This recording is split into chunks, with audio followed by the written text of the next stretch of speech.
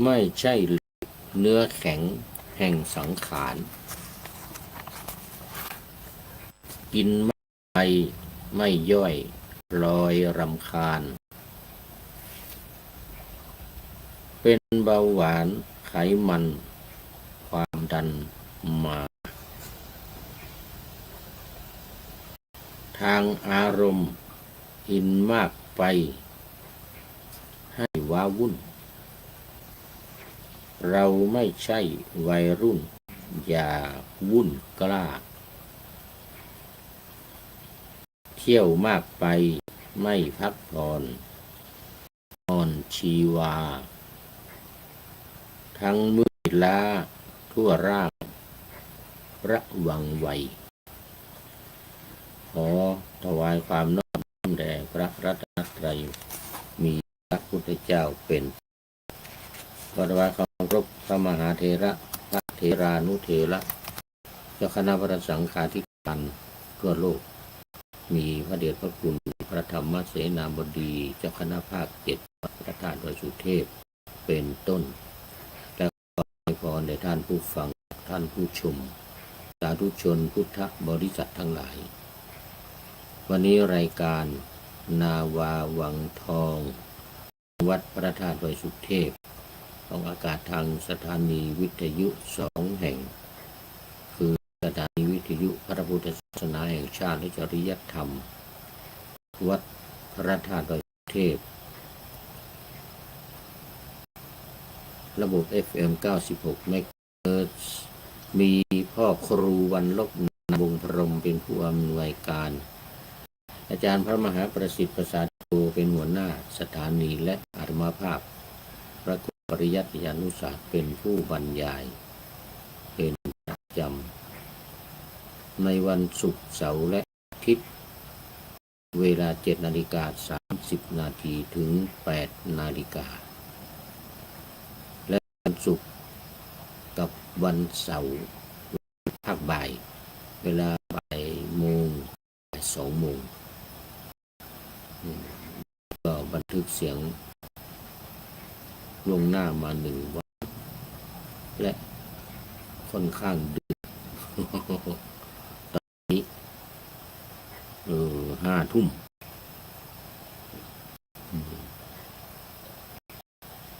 เริ่มเมื่อกี้นี่ก็จบจาก5 ทุ่มเครียดก็หลับแล้วเนี่ยยังไม่หลับยังมีอยู่ตัวหนึ่งแต่เสียงเบาแล้วเสียงไม่ดังตอนหัวค่ำมีเสียงดังรั่นเลยเนี่ยมีเสียงอยู่ตัวเนี่ยเอาเป็นว่าให้ผีฟังกันแล้วกันแล้วพรุ่งนี้อากาศอายุก็ค่อยให้ญาติโยมกัน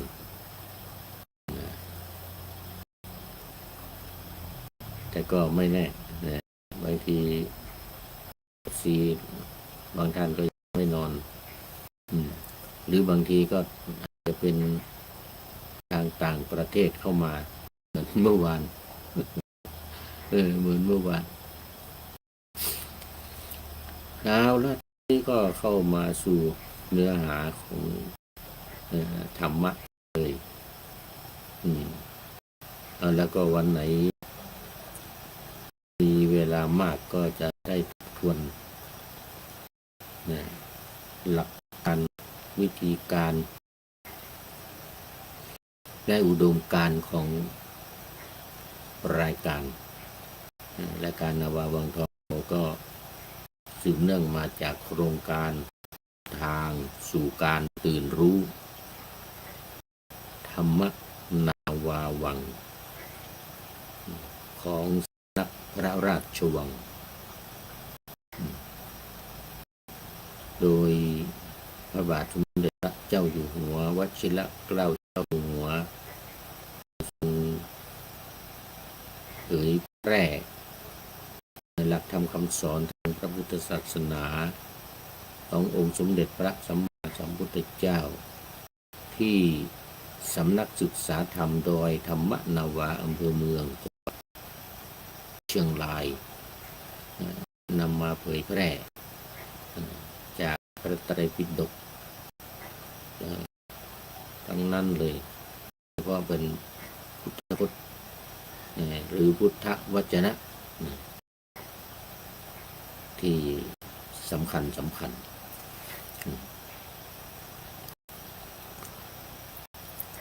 ำหรับ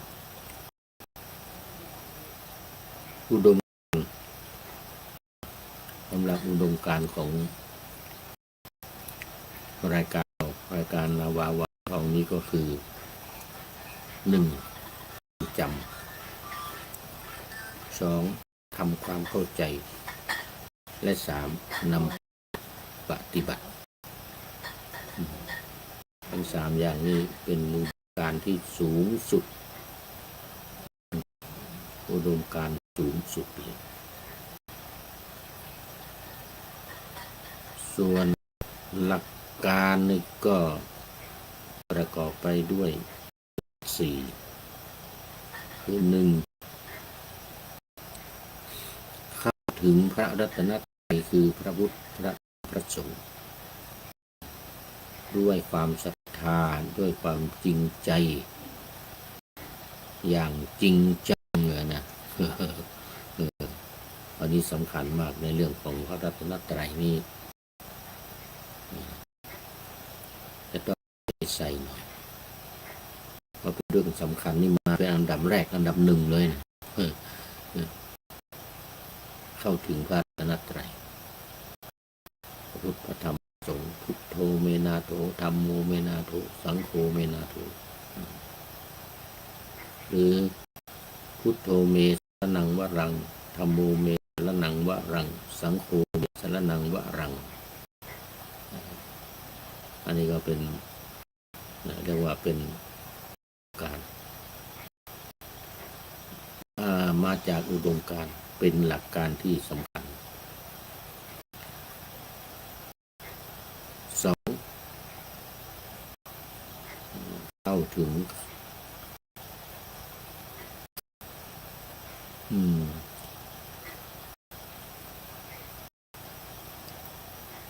ธาตุกรรมฐาน 4ดินน้ำไฟลมแล้วก็ 3. ขันธ์ 5รูปเวทนาสัญญาสังขารวิญญาณสุดท้ายข้อที่ 6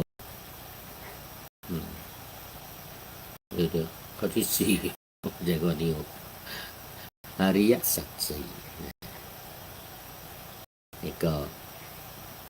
ทบทวนในเรื่องของอุดมการณ์หลักการต่อไปเป็นวิธีการนี่ถือว่าเป็นหลักสำคัญอยู่เหมือนกันถ้าไม่มีวิธีการปฏิบัตินี่ก็เป็นไปไม่ได้ไปไม่เรียกว่าไปไม่รอดก็คือ 1. ท่องจำท่องรัตนตรัยท่องรัตนตรัยพุทโธเมนาโถธัมโมเมนาโถสังโฆเมนาโถ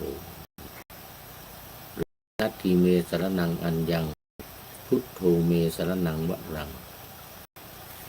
นัตถิเมสรณังอัญญังธัมโมเมสรณังวรังแล้วก็สังโฆเมสรณังวรังสังโฆเมสรณังวรังเสร็จแล้วก็นี่ตายกไม่ขึ้นแล้ว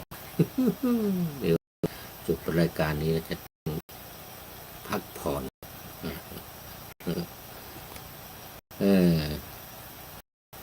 FC ทั้งหลายก็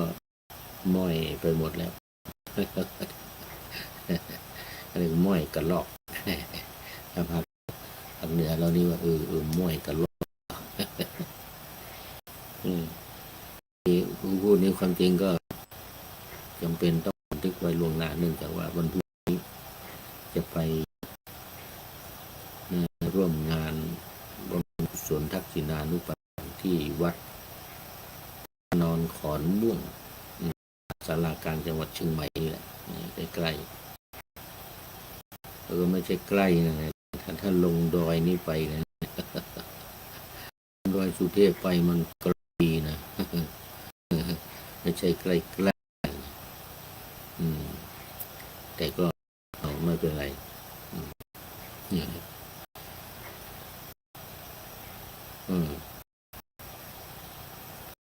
ท่องเมื่อกี้นี่ว่าถึง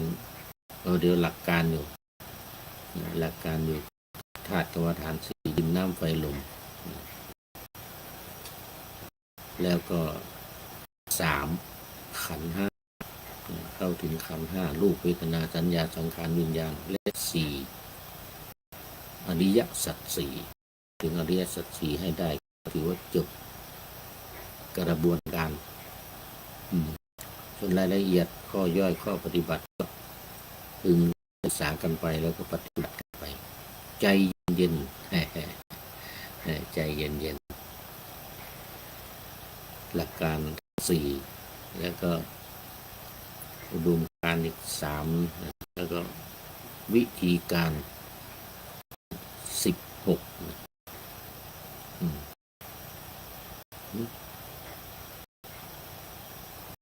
อุดมการณ์4วิธีการไม่ใช่16ดึกมานี่ก็ชักจะงงไปเรื่อยนะ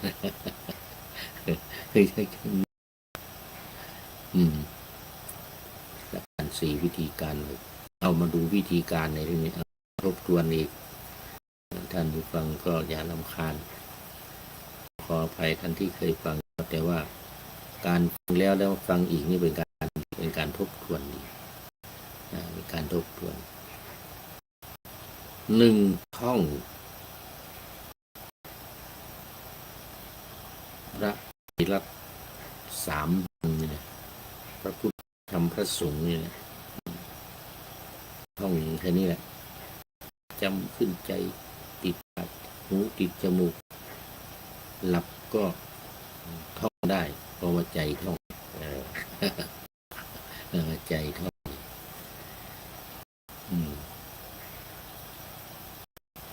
ท่องธาตุกรรมฐานก็คือดินน้ำไฟลมตามหลักการที่วางไว้ในหนังสือหลักการชาวพุทธท่องตามนั้นเลยต่อไปอารมณ์ก่อนกันเลยถ้าดูในข้อ1เอาผ่านไปข้อที่3นี้ข้อ2นี้เรื่องของการท่องธาตุกรรมฐานข้อที่3เพิ่มเข้ามาใหม่ข้อที่3จากหลักการข้อที่4เพิ่มเข้ามาก็คือจักงงเลยเนี่ย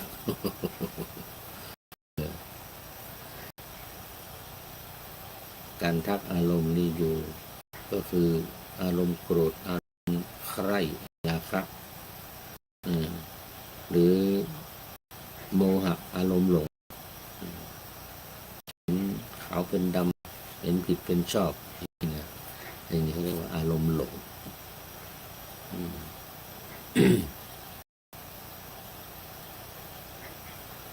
เลื่อนก็เดี๋ยวเพิ่ม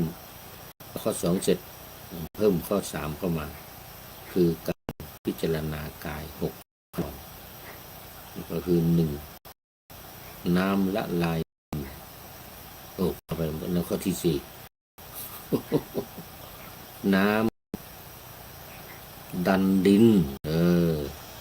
หมายถึงตายใหม่ๆวัน2วัน3วันนะน้ำจะดันให้พองอืดขึ้นน้ำก็อยู่ในดินเดียวจริงเกิดดันให้มันพองขึ้น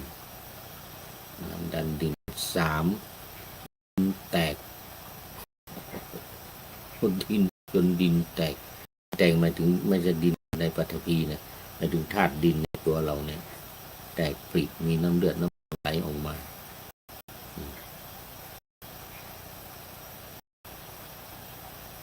ตอนนี้ก็เป็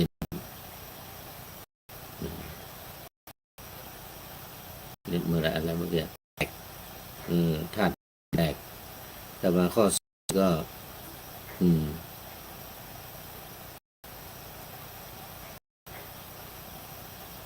น้ำชำระดินที่ว่าผิดเมื่อกี้เนี่ยนึกอยู่นานน้ำชำระดินคือเอาเนื้อมังสังอะไรต่างๆเหล่านี้ออกจากกระดูกเลยเหลือแต่กระดูกไหนมันลอยออกก็เอามาเย็บติดเข้าไว้เรียกว่าการท่องเดี๋ยวไม่ใช่เรียกว่าแต่ว่าเมื่อกี้นี่ลืมไม่ใช่แล้วให้ไม่ถึงนาทีเนี่ย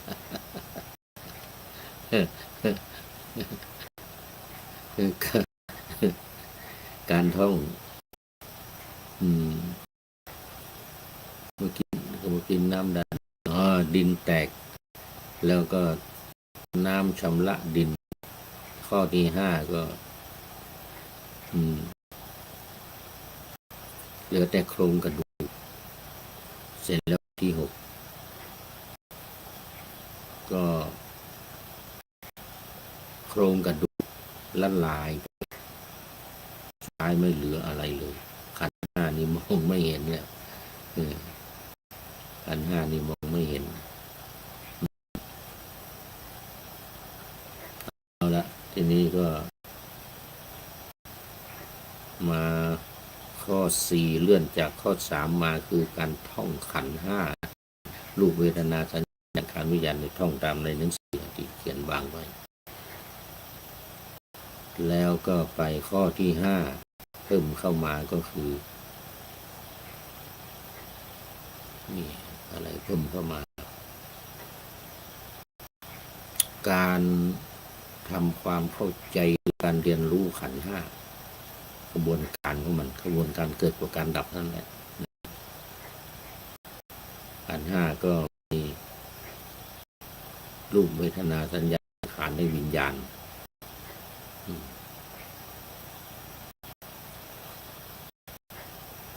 เลื่อนไปเป็นข้อที่สี่ท่องข้อที่ห้าทำความเข้าใจนี่ตรงที่ว่าอุดมการณ์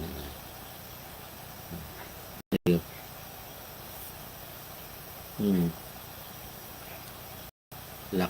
กการวิธีปฏิบัติต้อง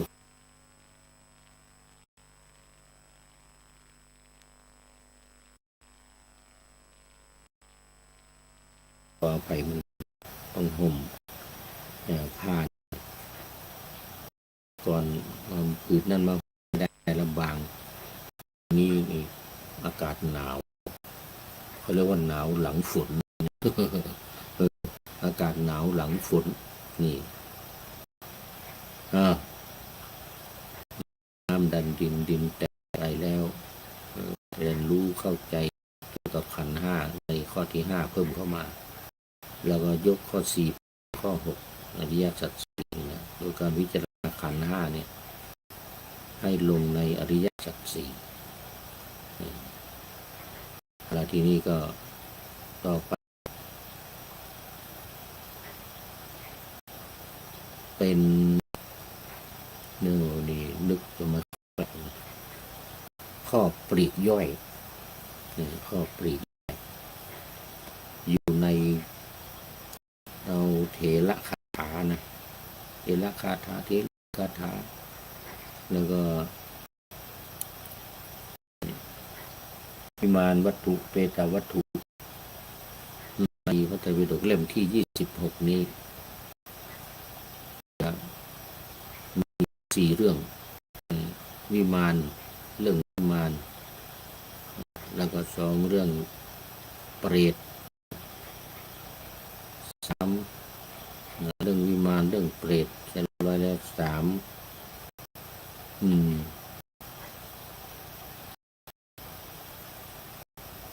เถระคาถา4เถรีคาถาตอนนี้มาอยู่ที่กำลังถึงเรื่องของ เปรตเปตวัตถุเปตวัตถุเรื่องของเปรตมาในหัวข้อวันนี้ข้อที่10 ธนะเปตวัตถุว่าพระกรรมของนางเปรตผอมอันนี้ก็เปรตเปลือยนะเปลือยกายอันนี้มีเปรตผอมอีกแล้วไม่ได้เปลือยกายแต่ว่าผอมที่ล่องกองพระมหาโมคคัลลานะเถระได้ถามนางเปรตทั้งหลายว่าในสมัยที่ท่านพระโมคคัลลานะขึ้นไปบนสวรรค์ถามนางเปรตคนหนึ่งท่านทั้งหลายเปลือยกายมีรูปร่างผิวพรรณน่าเกลียดสูบผอมแล้วสะพรั่งไปด้วยเอ็นเส้นผมจนแลเห็นผอมจนแลเห็นซี่กระดูกเช่นนี้แนะท่านผู้นิรทุกข์ท่านทั้งหลายเป็นอะไรหนอเปรตทั้งหลายตอบว่า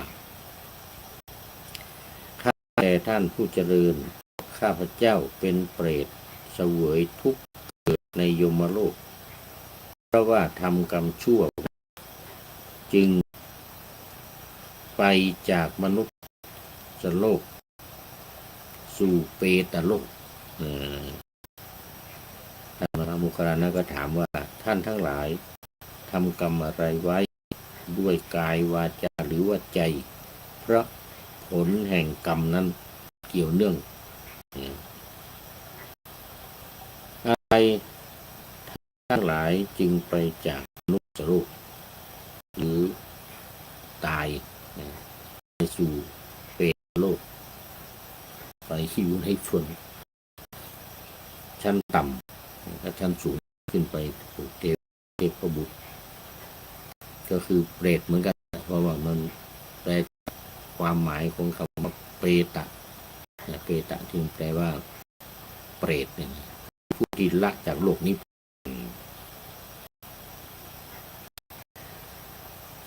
ข้าแต่ท่านผู้เจริญพวกข้าพเจ้าเป็นเปรตเสวยทุกข์เกิดในยมโลกเพราะทำกรรมชั่วไว้จึงไปจากมนุษย์โลกสู่เปตโลกมหาโมคคัลลานะก็ถามท่านทั้งหลายทำกรรมอะไรชั่วทางกายทางวาจาหรือทางใจเพราะผลแห่งกรรมอะไรท่านทั้งหลายจึงไปจากมนุษย์โลกสู่เปตโลกเปรตเหล่านั้นก็ตอบว่า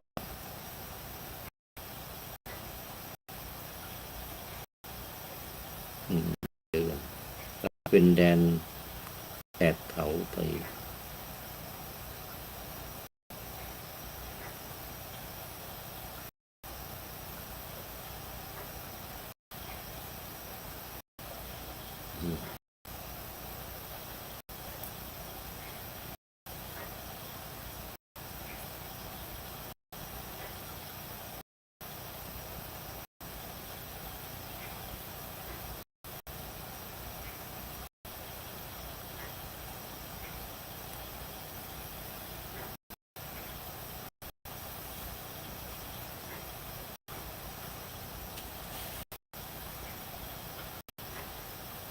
ของดิฉันนรกบางพวกดิฉันก็เห็นแล้วสัตว์เดรัจฉานเปรตอสูรมนุษย์หรือเทวดาบางพวกดิฉันก็เห็นแล้วผลกรรมของดิฉันก็ได้เห็นเองแล้วดิฉันจะทำบุญให้มาก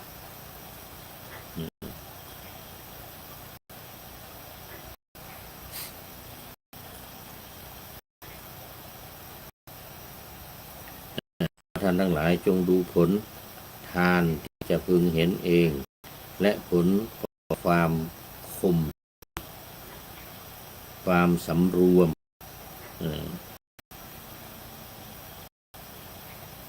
รักเป็นทาส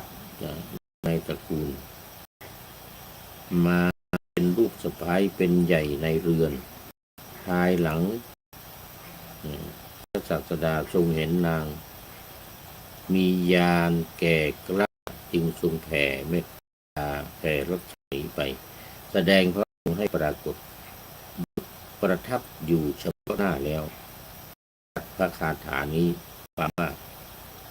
ความประมาทครอบงำบุคคลผู้ติดอยู่ในความยินดีความยินร้ายในความรักความชังในทุกข์และในสุข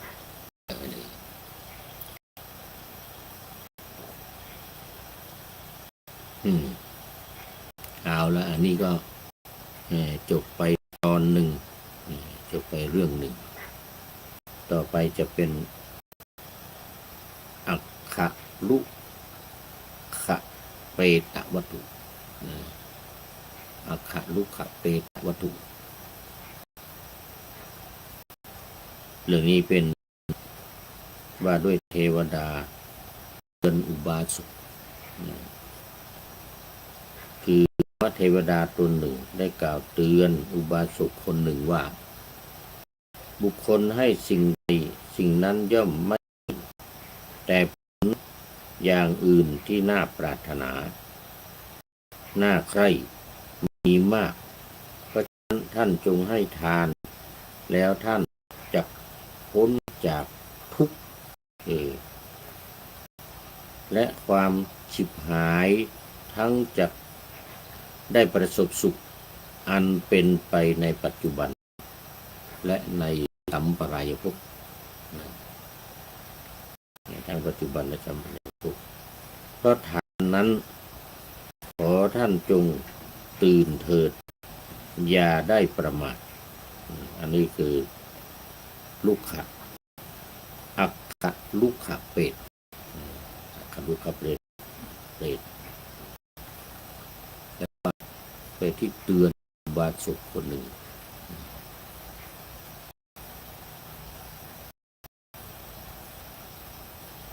อักขะลูกขะเปรตนี่ไปเรื่องนะเพราะฉะนั้นเราก็เน้นเรื่องของว่าในขณะที่อยู่ในเมืองคนเนี่ยขณะที่เป็นมนุษย์เนี่ยเน้นที่ว่าจะต้องรีบทำรีบไปรีบทำทานรีบรักษาศีลแล้วก็เจริญภาวนาหรือว่าการแผ่เมตต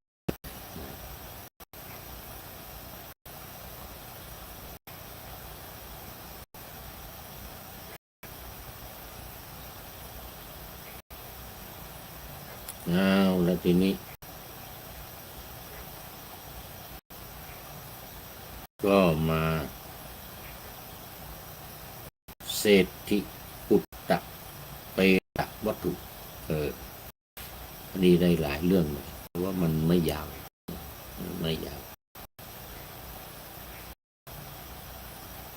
ว่าด้วยบุพกรรมของเปรตเศรษฐีบุตรของเศรษฐีพระศาสดาได้ตรัสพระคาถาที่เปรต4 ตนปรารภจะกล่าวคนละคาถาให้บริบูรณ์ว่าเมื่อพวกเราพากันหมกไหม้อยู่ในทุก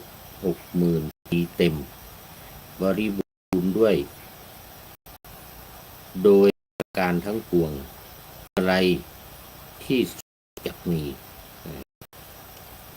ที่สุดไม่มีที่จะมีแต่ที่ไหนที่สุดไม่ปรากฏแน่ท่านผู้นิรทุกข์เพราะเรากับท่านได้ทำกรรมไว้พวกเราใดไม่ให้ของที่มีอยู่พวกเราเหล่านั้นย่อมเป็นผู้ที่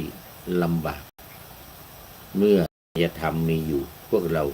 ไม่ได้ทำที่พึ่งไว้แก่ตนคือไม่ได้ถวายพระคุณเจ้าก็มีทายาทก็มีแต่ว่าไม่ได้ถวาย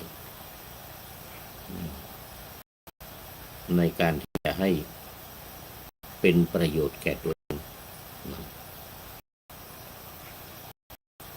เรานั้นไปจากเปตโลกนี้ได้กำหนดเป็นมนุษย์แล้วจักเป็นผู้ที่รู้ความประสงค์สมบูรณ์ด้วยศีลทำกุศลให้มากเป็นกรณีพิเศษเรื่องการเตือนเศรษฐีนี้ก็จบ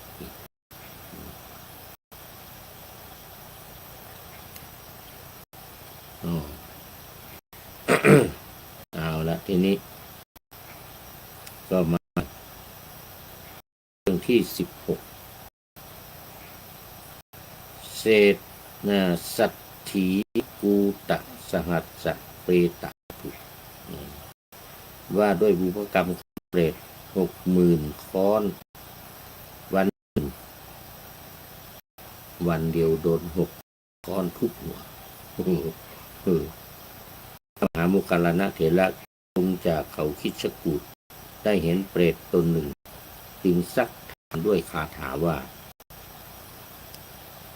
ทำไมหนอท่านจึงวิ่งพล่านไปเหมือนคนบ้าเหมือนเนื้อผู้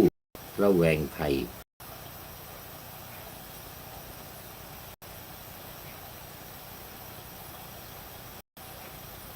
เปรตตอบว่าแต่ท่านผู้เจริญข้าพเจ้าเป็นเปรตเหวยทุกข์ในยมโลกนี่นะเพราะดูกันเลยนะเพราะทำบาปกรรมไว้จึงไปจากมนุษย์โลกนี้สู่เปตโลก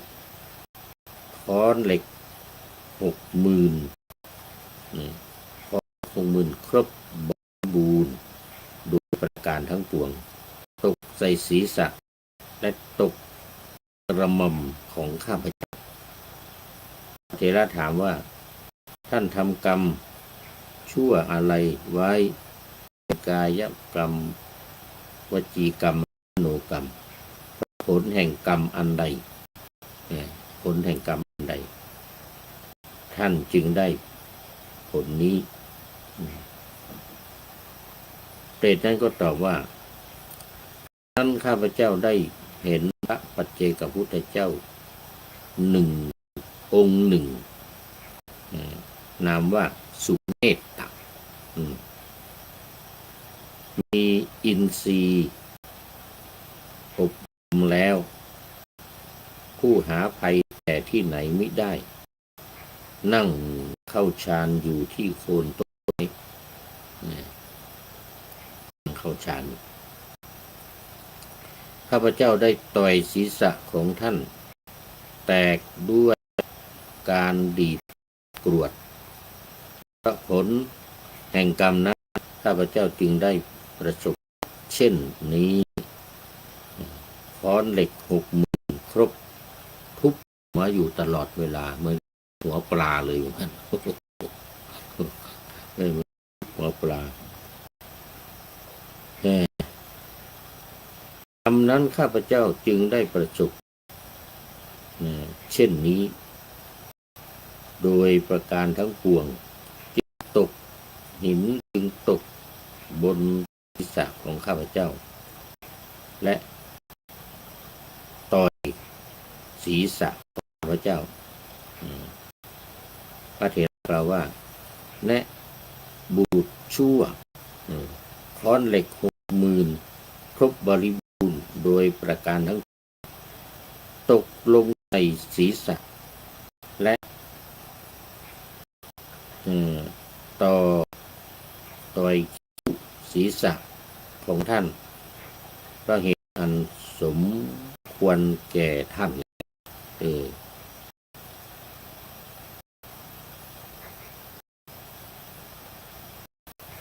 เอาวันนี้รวมเรื่องเลยทีนี้จบพุทธกนิกายวิมานวัตถุเถรคาถารวมเรื่องที่มีในคาถานี้คืออัมภสักขระเปตะ2 เสลิสกะเปตะวัตถุ3นันทิกาเปตะวัตถุ4เลวดีเปตะวัตถุ5อุชุเปตะวัตถุ6กามาเปตกุมาละเปตะวัตถุ7ราชปุตตะเปตะวัตถุอันนี้บุตรของพระราชาเป็นเปรต8คูดนะคูทะขาธิกะวัตถุที่1อันนี้คือกินคูด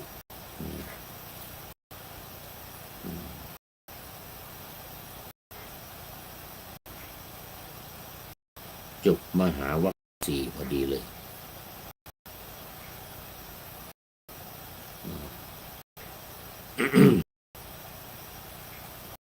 อันนี้มาดูเวกานิที่1ฝ่ายเถระคาถาว่าด้วยสุภาษิตในเอกนิบาตที่1มาในข้อ137นะมาในข้อที่137ขอท่านทั้งหลายจงฟังคาถาอันน้อมไปสู่ประโยชน์ของพระเถระทั้งหลายผู้มีตนอบรมแล้วบรรลืออยู่ดุจการบรรลือแห่งสีหะทั้งหลายซึ่งเป็นสัตว์ประเสริฐกว่าเหล่าสัตว์ผู้มีเขี้ยวทั้งหลายที่ใกล้ถ้ำใกล้ภูเขาฉะนั้นก็พระเถระเหล่านั้นเมื่อมีชื่อมีโคตรมีธรรมเป็นเครื่องอยู่พร้อมกับจิตน้อมไปแล้วในธรรมตามที่ปรากฏแล้วมีปัญญาเป็นผู้ไม่เกียจคร้านอยู่ในเสนาสนะอันสงัดมีป่าต้นไม้และภูเขาเป็นต้นอยู่ยังไงก็ได้เห็นธรรมแจ่มแจ้งและได้บรรลุนิพพานเป็นธรรมไม่แปรผันคือเมื่อพิจารณาเห็นผลอันเป็นที่สุดกิจซึ่งตนทำแล้วก็จะได้ภาสิทธิตามภาสิทธินี้อันนี้เขาเรียกว่าเป็นเถระคาถาตามที่ว่า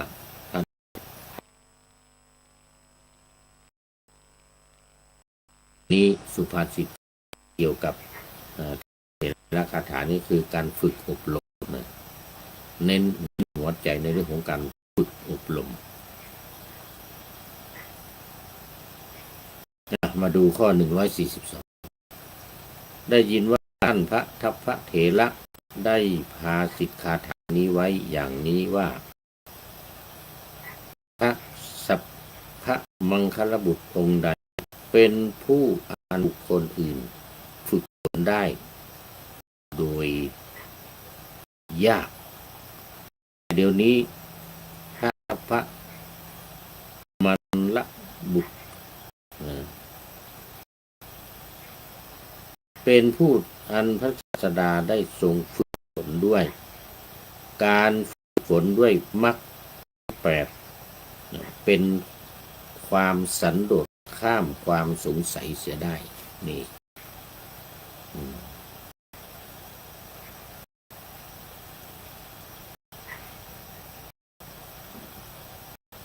เรื่องของสุภาษิตสุโสมผู้นั้นจัดว่าเป็นที่คณะมารปราศจากชนะมารขออภัยชนะมารโดยปราศจาก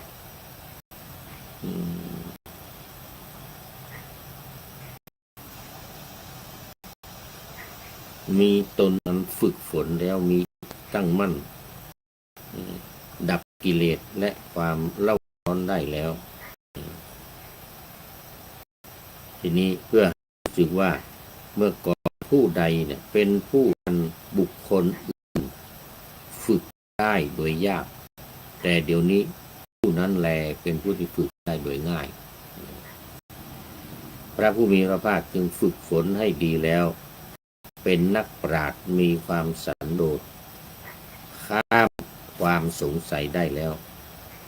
เป็นผู้ชนะเกลียดสมานปราศจากขนลุกขนพองปราศจากความกำหนัดมีจิตตั้งมั่นดับกิเลสและความร้อนได้อย่างสมบูรณ์ตัวนี้ก็เทระคาถานี้จบต่อไปนี้จะเป็นข้อ9ปิณฑวัชชะเถระคาถาสุภาษิตเกี่ยวกับการฟังธรรมคือทราบว่าท่านพระปิลินทวัชชะเนี่ยปิลินทวัชชะได้พาสิทธิคาถานี้ในไว้อย่างนี้ว่า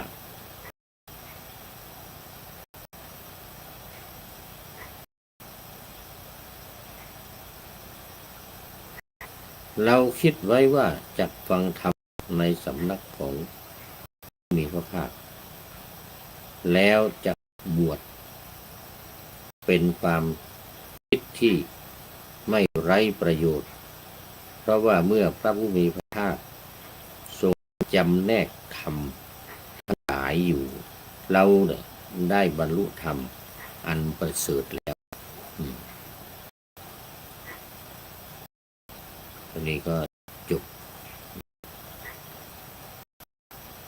ข้อที่9จบต่อไปเป็นข้อที่10ปุณณมาสะเถระคาถาสุภาษิตเกี่ยวกับการไม่ติดในสิ่งทั้งปวงก็ได้ทราบว่าพระปุณณมาสะเถระได้พาสิทธิคาถานี้อย่างนี้ว่าผู้ใดไม่ทะเยอทะยานในโลกนี้หรือโลกอื่นนั้นเป็นผู้จบในเพศเป็นผู้สันโดษเป็นผู้สันโดษสำรวมแล้วติดอยู่ในธรรมทั้งปวงเป็นแจ้งชื่อว่าความขึ้นและความไปของโลกเอาละทีนี้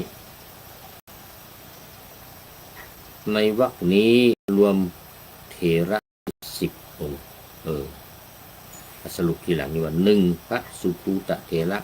2พระมหาโกฏฐิเถระ3พระกังขาเลตเถระ4พระปุณณ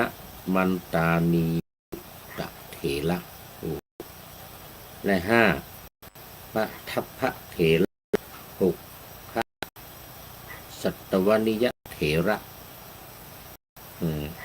7พระกันลิยเถระพระวิโลเจถะ4พระปิลินทวัชชะเถระนี่9ไม่ใช่4ดูตาลายนี่10พระปุณณมาสะเถระ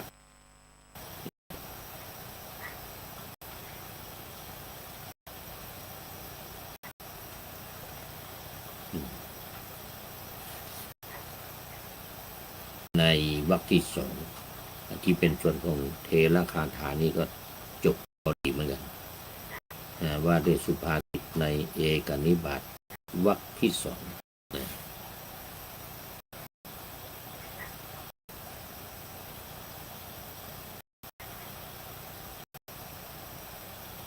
อันนี้เป็นวรรคเล็กแหละเป็นวรรคเล็กจุลวัชชะเถระคาถานี้สั้นสุภาษิตเกี่ยวกับความยินดีในธรรมภิกษุผู้มากไปด้วยความปราโมทย์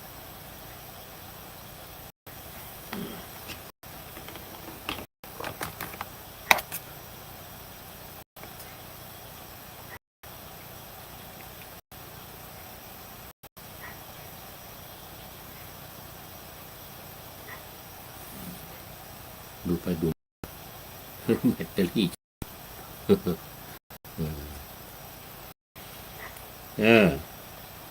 ในจุลวัชเถระนี่เป็นสุภาษิตเกี่ยวกับความยินดีในธรรมส่วนข้อที่สองมหาวัชเถระคาถาสุภาษิตเกี่ยวกับไตรสิกขาภิกษุผู้มีกำลังปัญญาสมบูรณ์ด้วยศีลและวัดมีจิตตั้งมั่นยินดีในฌานมีสติบริโภคโภชนะตามมีได้มีราคะไปแล้วพึงหวังได้ซึ่งการละปรินิพพานซึ่งกาละปรินิพพานในศาสนานี้กาละปรินิพพานนี้คือการปรินิพพานตามกาลตามเวลาไม่ถูกทำร้ายทำลายหรือเข็นฆ่าตัวนี้จะเน้นเรื่องในการของความยินดีในฌานไม่ว่าจะเป็นฌานที่1 2 3 4ซึ่งเป็นฌานของวิปัสสนาหรือ5 6 7 8รวมทั้งที่9สัญญาเวทยิตานิโรธเนี่ยอันนี้จะเกี่ยวข้องตรงกับการปฏิบัติคือก็ต้องเร่งในการที่จะเข้าฌานอย่างปฐมฌานเนี่ยเพียงแต่เข้าเท่านั้นที่มันยังไม่พูดถึงเรื่องของการได้การได้ผลนั่นองค์ฌานในที่หนึ่งคือวิตกวิจารณ์ก็ตรึกกับตรองตรึกในหัวข้ออย่างในหัวข้อนี้มาแล้วก็มาพิจารณาด้วยตนเองพิจารณาโดยละเอียดถี่ถ้วนจึงจะเกิดมรรคเกิดผลขึ้นมาได้นี่เรื่อง แม้แต่การบริโภคติบริโภคโภชนะตามมีตามได้มีราคะไปปราดแล้วพึงหวังได้ซึ่งกาละปรินิพพานในชาตินี้แต่ว่าถ้าว่ายังไม่ได้ในชาตินี้ก็ลดลงมาเป็นระดับสกทาคามีหรือสกทาคามีหรือดาบันเนี่ยลดลงมาแล้วต่ำมันไม่ได้หลุดไปเลยนะไม่ได้หลุดเลยเพียงแต่ว่าลดลงมาอยู่ในขั้นต่ำจากขั้นสูงลงมาอยู่ในขั้นต่ำอันนี้จบต่อไปอันที่3วนวัชเถระคาถาอันนี้ก็คือพระวัชเถระเนี่ยที่อยู่ในป่าชอบอยู่ในป่ามาข้อ150ภูเขาทั้งหลายอันล้วนแล้วด้วยหินมีสีเขียวดังเมฆดูลุจิเลกะลุจิเลกงามดีมีทาระวาลีเย็นใสสะอาดดารดาษไปด้วยแมลงค่อมทองภูเขาเหล่านั้นย่อมทำให้เรารื่นเริงใจหรือสบายใจได้อันนี้จะเป็นพุทธภาษิตเกี่ยวกับการอยู่ป่าซึ่งจะทำให้มีความรื่นรมภูเขาทั้งหลายอันหินมีสีเขียวด้วยเมฆดุจรุจิเลกลุจิเลกงามทานวารีทานทาระวารีเย็นใสสะอาด ดารดาษไปด้วยมันก้อมทองและภูเขาเหล่านั้นย่อมทำให้เรารื่นรมใจท่านเดี๋ยวต้องไว้แค่นี้ก่อนเพราะนี้ดูไปดูมาหมดเวลาพอดีใกล้จะหมดเวลาวันต่อไปเราจะได้มาต่อในข้อต่อไป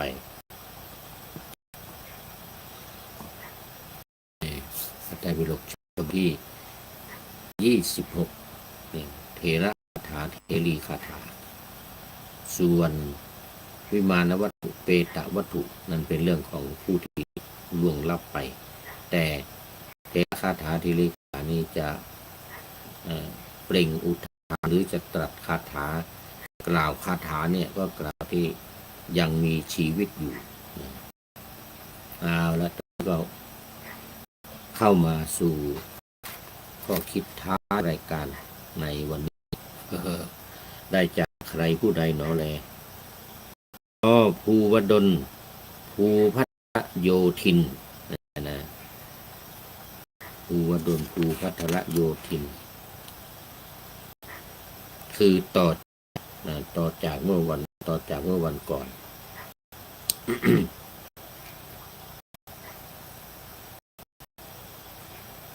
ยืนมากไปเดินมากไปมากอีกจะยืนมากเกินไปได้แล้วในสถานะที่เป็นคนแก่เนี่ยจะยืนมากเกินไปก็ไม่ได้เดินมากไปก็ไม่ได้นะไม่ใช่เนื้อแข็งแห่งสังขารนะไม่ใช่เหล็กเนื้อแข็งแห่งสังขารกินมากไปไม่ย่อยรอยรำคาญเบาหวานไขมันความดันมาถ้าพวกนี้อ่อนแอแล้วเบาหวานนี่จะตามเข้ามาเลยทางอารมณ์เดินมากไปให้ว้าวุ่นเราไม่ใช่วัยรุ่นอย่าวุ่นกล้าอย่าทำเป็นรุนแรงแข็งแกร่งกล้าในการจะเดินจะเหินเดี๋ยวหัวเข่าก็พังเป็นทางอารมณ์กินมากไปให้ว้าวุ่นเราไม่ใช่วัยรุ่นอย่าวุ่นกล้านี่ค่อยจะสลับกันไปนะเที่ยวมากไปไม่พักผ่อนอ่อนชีวาเมื่อยล้าร่างระภัยระวังไว้คือใบของเราเนี่ยระวังไว้แล้ววันนี้ก็แค่นี้เดี๋ยววันต่อไปก็คนมาจ่อยยังมีเหลืออีกโมทนาขอบคุณกับอาจารย์ภูวดลภูพัทรโยธินที่ได้ให้ข้อคิดเป็นบทประพันธ์ในครั้งนี้มีการเผยแผ่ของท่านพลตรีนเรศกิจขอนำนาวาวังท่องไปก่อนแล้วจะย้อนมาใหม่ในวันหน้าวันพุธศุกร์เสาร์อาทิตย์ตามตารางเวลาที่วางอยู่ข้างในเป็นธรรมะจากพระราชวังเป็นนาวาโด่งดังสว่างเป็นทองคำล้ำค่ากว่าสิ่งใดชุบชีวิตจิตใจให้ใสขอเชิญท่านทั้งหลายไปท่องตามคุณของพระรัตนสามโทเมนาโถธรรมโมตามสังโฆเมนาโถยามภาวนาว่าไว้ซ้ำๆจำในจิตจนมันติดใจไม่หายหน้านอนนั่งยืนเดินจำทุกเวลาตั้งแต่ตื่นขึ้นมาถึงหลับขอทุกท่านได้ผลจากปฏิบัติได้กำจัดความทุกข์สุขใส พลันปลอดโปร่งโล่งสบายทั้งกายอยู่ที่ใดใจสงบพบนิพพานขอเจริญพร